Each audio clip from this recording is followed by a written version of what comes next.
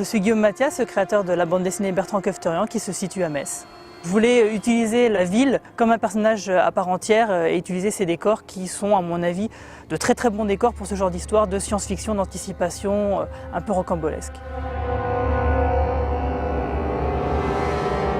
Bertrand Kefterian, c'est un trentenaire un peu loser qui en a un peu marre de son travail, qui ne le passionne pas du tout, qui rêve d'un peu de gloire. Et tout ce qu'il a trouvé, c'est les émissions de télé-réalité où les caméramans, les équipes suivent des chasseurs d'extraterrestres. Bertrand n'a pas pu être là ce soir.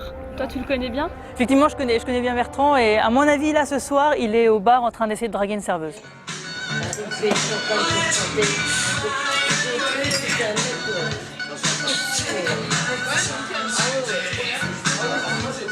Comment on fait une BD? Eh bien, on se réunit, la plupart du temps devant un repas, on crée une sorte d'intrigue générale.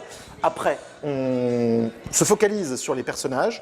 Évidemment, ce qu'on préfère, c'est mettre nos personnages dans des situations impossibles et ensuite trouver le moyen de les en sortir.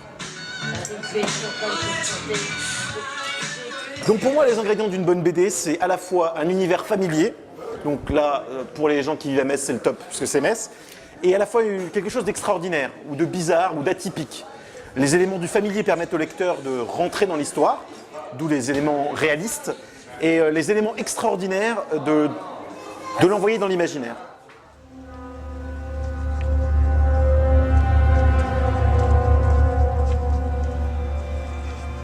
Alors, t'en es où? Presque fini, écoute.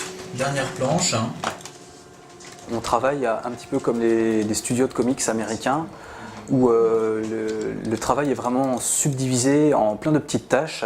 Il y a un scénariste qui écrit l'histoire, un dessinateur et bien souvent maintenant un coloriste qui vient, comme le nom l'indique, faire la couleur sur le dessin.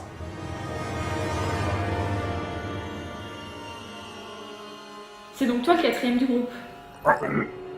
Aurais-tu des révélations à nous faire sur le prochain numéro?